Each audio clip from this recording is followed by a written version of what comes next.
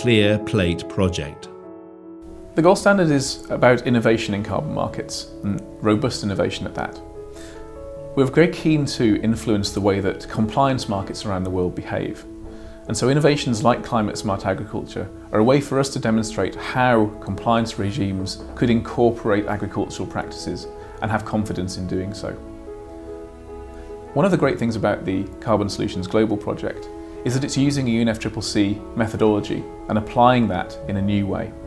So we're using the practices developed under JI and applying them in the voluntary carbon market, making some changes, but those changes can be fed back into the way that compliance markets are designed, and that's a very exciting part of this project. Carbon's about people. Fundamentally, projects happen in communities. It doesn't matter whether it's a wind farm, cook stove project, or an agricultural project. But often, to people at home, the consumers of the corporates who offset their emissions, carbon's seen as very abstract. By linking people's daily activity of eating with the project activity on the ground, we think that can be very powerful in enhancing people's understanding of how carbon markets enhance people's lives at the same time as enhancing the planet's ability to deal with climate change and address climate change.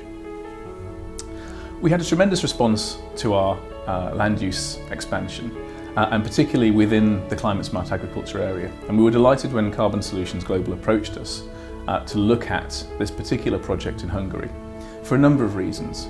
Firstly, we were keen to look at innovative new projects that could really enhance the way that carbon markets have historically worked and to really drive a new frontier in agricultural-based carbon techniques. And in particular, we were keen to work in Eastern Europe because the opportunity to change agricultural techniques and approaches there is significantly greater than elsewhere in the world. So we believe that it can blaze a trail for carbon in agriculture in general and changes to more sustainable land use in Eastern Europe more broadly. The gold standard was set up by the NGO community to drive and define best practice in carbon markets and climate finance more broadly. We've done that with great success over the last 10 years, with a particular focus on energy projects and energy access in particular, driving sustainable development. The latest frontier is going to be climate smart agriculture as part of our wider land use expansion. This is an area that's barely been touched by carbon markets and is hugely innovative, yet has a potential to have a profound impact on communities, smallholder farmers in particular, to increase their incomes, to reduce exposure to harmful chemicals, and to make long-term changes that will create sustainable growth for rural communities. Climate smart agriculture is at the frontier of the development of carbon markets, and therefore it's right and necessary that the gold standard drives that new frontier, because it has the trust of the international NGO community and policymakers from governments around the world. In the same way that we've seen energy access technologies really accelerate and the move towards a clean energy future being driven by carbon markets and by a holistic approach advocated by the gold standard and its supporters, we believe the same approach can be brought to agriculture through a gold standard approach to climate smart agriculture and improved land management in general. We think that the use of new techniques can be accelerated quite rapidly through the application of carbon finance, and we're delighted to be working with Carbon Solutions Global to really begin that process. It's well recognised that the world is heading towards a food shortage, and yet very simple changes in many cases can make a vast difference to the way that food is produced. Often we look at agricultural changes as needing to be about intensification of farming, about extra chemicals, about changes to the way crops are designed even.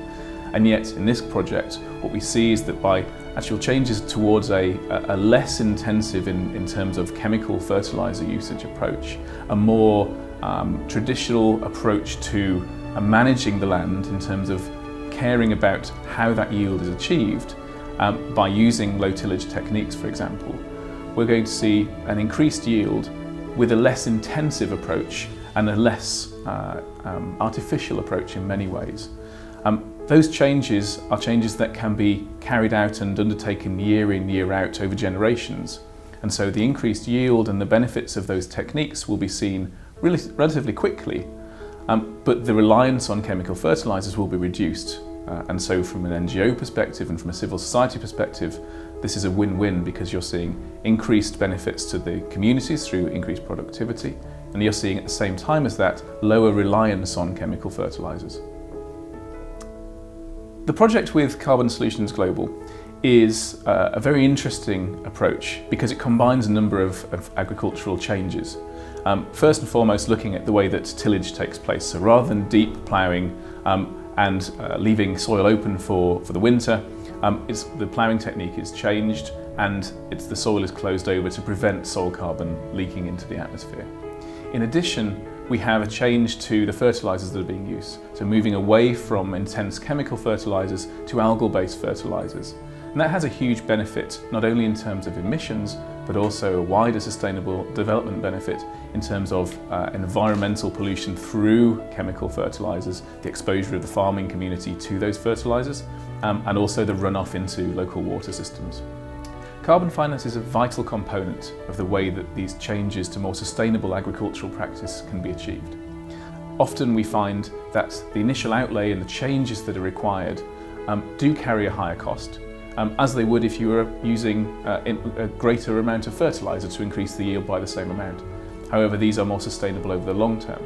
What we require, therefore, is upfront financing through the sale of carbon credits associated with these changes, and the trust that the gold standard brings to that process through the review of the project, involvement with the design of the project, and ongoing verification that the changes have actually taken place and the benefits are actually being seen is vital. And that means that the buyers of carbon credits from projects such as this can have confidence that the changes are taking place and that the real benefits are being achieved that are being marketed to them. And that trust is a vital way that carbon markets generally can be expanded around the world.